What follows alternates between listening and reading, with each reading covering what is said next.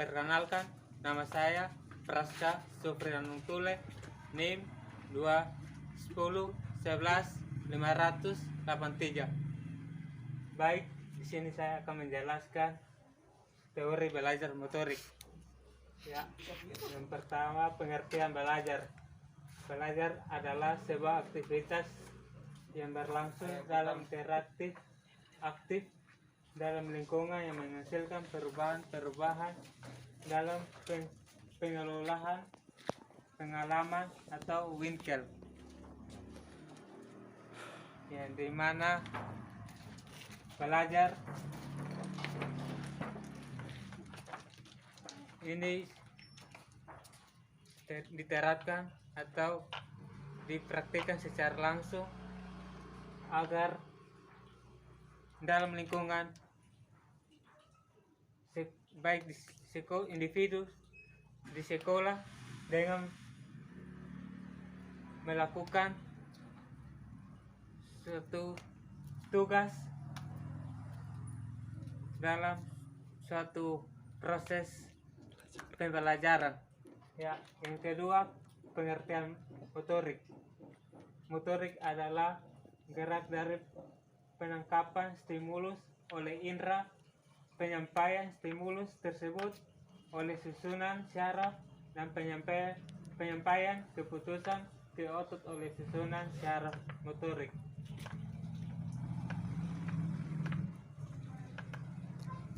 Di mana motorik ini melakukan dengan stimulus indera yang dimana disusun dengan rangkaian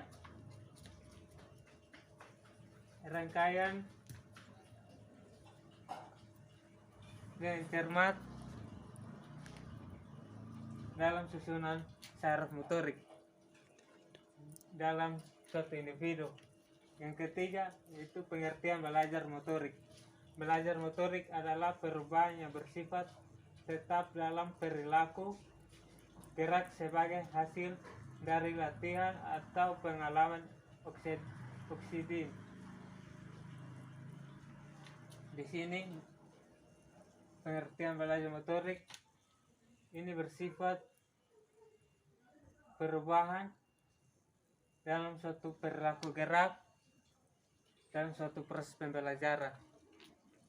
Yang berikut aspek dari belajar motorik, di mana ada 3 aspek, yaitu yang pertama belajar dipengaruhi latihan atau pengalaman,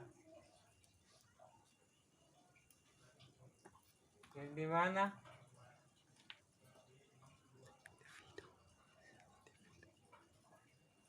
suatu siswa atau seseorang dalam individu baik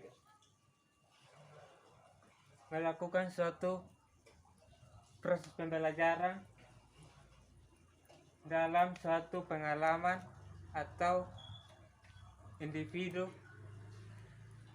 yang diperoleh. Yang kedua, belajar suatu perubahan dalam perilaku, yang dimana perubahan dalam suatu individu atau seseorang dalam kelompok dalam perilaku sendiri, baik dengan melakukan suatu proses pembelajaran. Yang ketiga, perubahan yang terjadi relatif menetap. Ini tidak dapat berubah atau tidak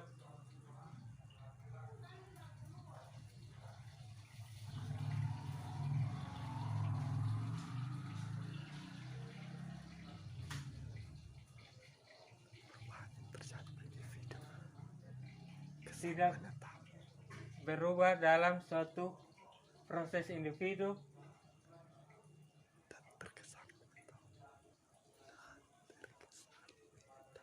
dan terkesan menetap. Yang berikut dari belajar. Di sini ada 3 bagian, dibagi atas 3 bagian, yaitu yang pertama kognitif, yang kedua sibernetik, dan yang ketiga adalah asosiasi. Yang dimana kognitif, yang pertama adalah kognitif, suatu proses atau usaha yang melibatkan aktivitas mental yang terjadi dalam diri manusia sebagai akibat dari proses interaktif aktif dengan lingkungannya untuk memperoleh suatu perubahan dalam bentuk pengetahuan.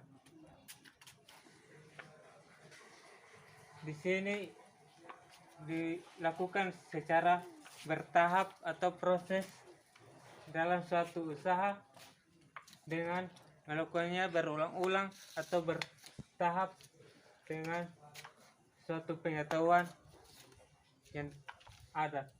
Yang kedua yaitu sibernetik, teori belajar melalui pemrosesan informasi. Teori sibernetik yang berorientasi pada pemrosesan informasi dikembangkan oleh Robert Gagne, Berlin, Bliller, dan Snowman, Ben, serta Tennyson.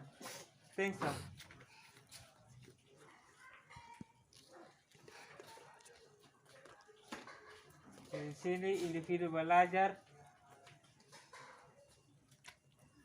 menurut informasi dari Robert Gagne, Berlin, Bliller, dan Snowman, Ben, serta Tennyson. Ya, yang ketiga adalah asosiasi. Kegiatan pembelajaran akan efektif apabila interaksi antara pendidik dan peserta didik dilakukan melalui stimulus dan respon atau SR. Ya, di sini kita tahu bahwa ini melakukan suatu perubahan dengan interaksi antara peserta didik dengan baik secara individu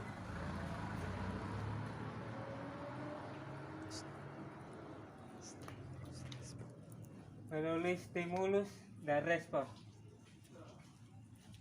Yang berikut belajar motorik.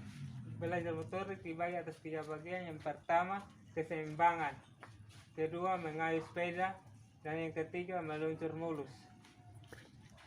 Dan yang berikut tujuan umum.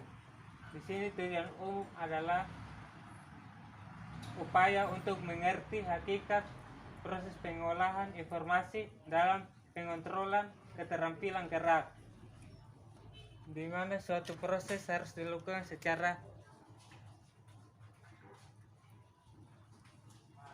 pengontrolan keterampilan gerak dengan secara melakukan baik secara fisik maupun mental.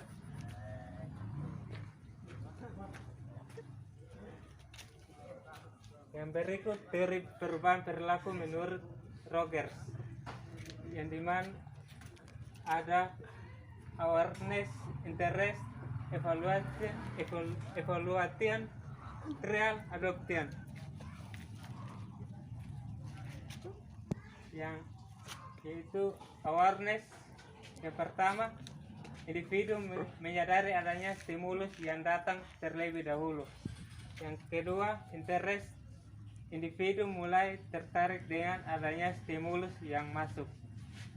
Yang ketiga evaluation, individu mulai menimbang baik dan buruknya apabila mengikuti stimulus tersebut.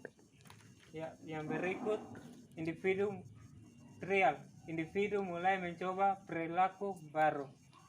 Yang terakhir adalah adoption, individu berperilaku baru sesuai dengan pengetahuan, kesadaran, dan sikapnya terhadap stimulus. Baik.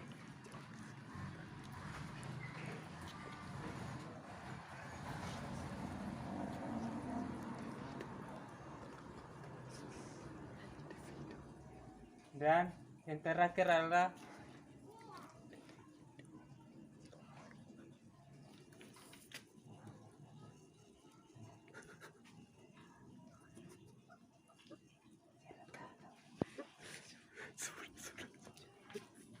baik. Hanya ini yang dapat saya presentasikan. Mungkin ada kesalahan, boleh dimaafkan. Sekian dan terima kasih.